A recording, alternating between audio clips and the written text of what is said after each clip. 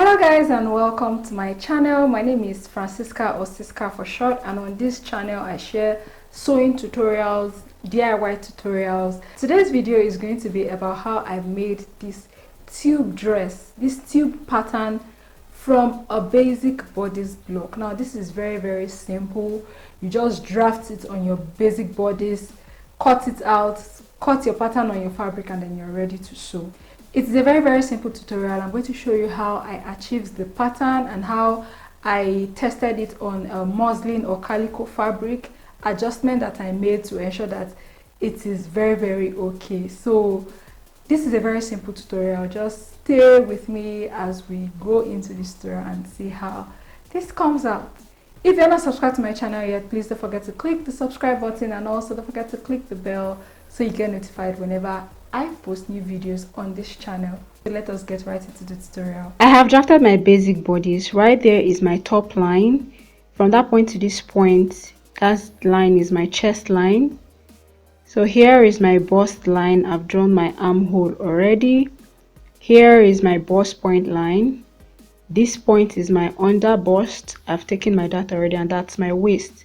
So I took a dart of 1 inch on both sides for the under bust, and I took a dart of 0.75 inches for my waistline, and I used my French curve to connect the points of the dart so that it comes out curved. I did the same thing for under bust to waistline as well.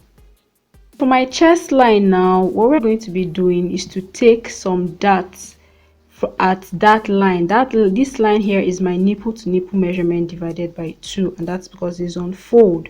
So first off, I'm going to create a curve from that line to my neck depth. Now this will create a sweetheart neckline, and I'm going to do the same thing from that point to my armhole curve. So I'm not taking it all the way down, I'm just going to connect it to my armhole curve, and then I'm going to fine tune the line so that the curve comes out well. So once I'm done with that, this is how it looks. What we're going to do next is now to take the darts to ensure that the bust comes out really well. So I took half an inch from that my nipple to nipple line towards the center front, and 1 inch towards my armhole area, and then I took half an inch above my bust point line and below, and then I'm going to connect the dart at the top to half an inch above my bust point line, and you will see that my dart at the under bust area started from half an inch below. So what I've done now is to mark my bust point divided by 4, added 1.5 inch seam allowance. This dart I'm going to cut out is 0.25 inches. I'm going to add it there as well. And then I move to my under bust. My under bust divided by 4, I mark it. I add my dart allowance, which is 2 inches. I put it right there. And then my seam allowance of 1.5 inches. I do the same thing for my waistline as well. My waist divided by 4 plus my dart allowance of 1.5 inches, because it's 0.75 inches on both sides by 2, that's 1.5, and then I add my seam allowance of 1.5 inches as well. Now once I'm done with this, what I'm going to do is connect from my bust point, from my bust all the way through my under bust to the waist. So it means I'm going to have an excess at my waistline, so I need to take this into consideration when sewing it on fabric so that my waist is not very big. So that's very important.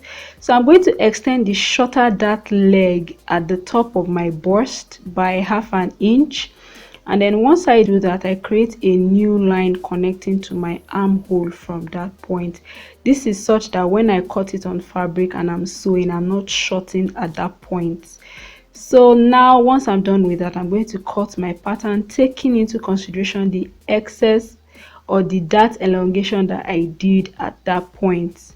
It's very important that you take note of that. And I'm going to cut my pattern out and cut my dart out as well, and I'm going to show you how this looks. So this is the front piece. This is how it looks like. So we're going to go ahead and label the pieces. I'm going to be using arrows to indicate where I'm going to be adding allowances. So this my red arrow represents 0.5 inches. So I'm going to place it everywhere, the places that need extra allowances, except my side seam, which I've already put my seam allowance already. So once I'm done labeling, we're going to go to the back piece. So for the back piece, I'm going to be starting from the bust. This is my bust point, under bust, and my waist. My zip allowance is already there. So we're not going to be taking under bust into consideration here. What we're going to focus on is the waist, and my dart at my waistline is 1 inch, so half an inch on both sides. Then what I'm going to do is mark 1 inch below my bust point, and I'm going to connect it to my dart. I'm going to create my dart from that point. So for the top, we're going to take 0.25 inches on both sides. This is because there is no bust at your back, so I'm going to use the curve ruler to curve it to that 1 inch below my bust point that I marked. Now I'm going to do my bust divided by 4. I'm going to add the dart allowance of half an inch that I've created here, because we're going to cut it out. And once I put half an inch, I'm going to put my 1.5 inch seam allowance as well.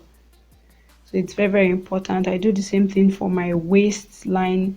My waist divided by 4, inclusive, add my dart allowance and then seam allowance, and then I'm going to connect it all the way up.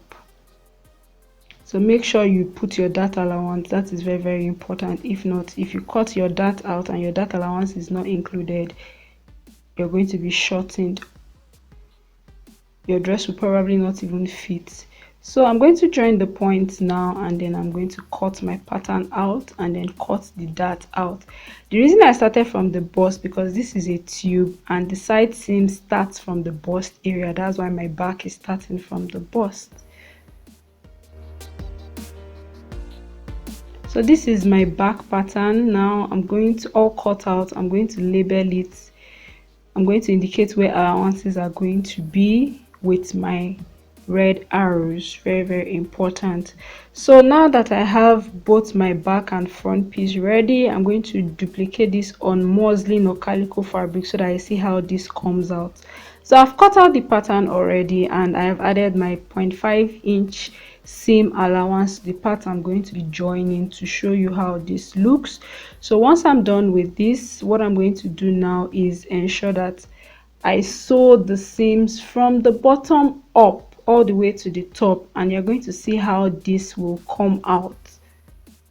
I'm all done sewing, and you can see the cup effects coming out on the muslin. I'm going to show you on, and this is a sweetheart neckline. As you can see, that's because I went in deeper at the my center front area. My neck depth was actually deeper than my chest line, sorry.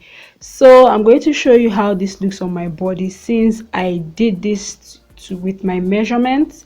So this is how it looks, and the bust really fits. So what I'm actually focused on is the side seam, and since tubes usually like pull down sometimes because it's against gravity, there's nothing holding it up, I'm going to extend the side seam up by 1 inch. You can go lower, 0.5 inches or 0.75 inches, that is up to you, but I'm going to go by 1 inch, and I'm going to connect this to the armhole curve that is right there.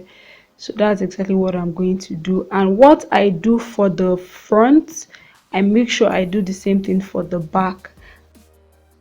And you need to make sure that you fine-tune the lines so that your curve is not looking awkward.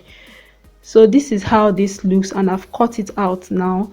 What I do for the front, I make sure I duplicate it for the back as well. The side seam must match, and since my back bodice is straight at the top, I'm going to extend everything at the top by 1 inch, both the side seam, the zipper allowance, everything. I'm going to extend it by 1 inch.